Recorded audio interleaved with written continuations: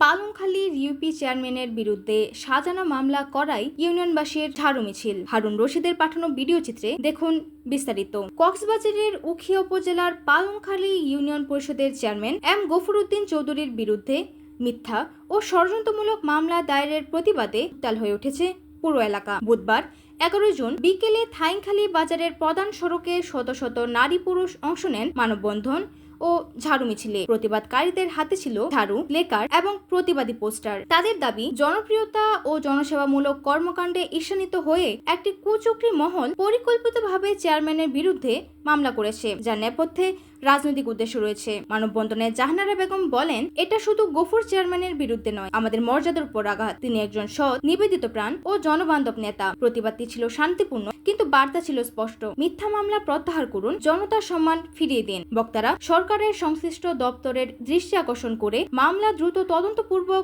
প্রত্যাহারের জোর দাবি জানান। পালংখালীতে গফুরউদ্দিন শুধু একজন চেয়ারম্যান নন, তিনি যেন এক প্রতীক, উন্নয়ন, জনসেবা আর জনগণের আস্থার প্রতীক। তাই তার বিরুদ্ধে ষড়যন্ত্র মানেই গোটা জনতার সঙ্গে বিশ্বাসঘাতকতা।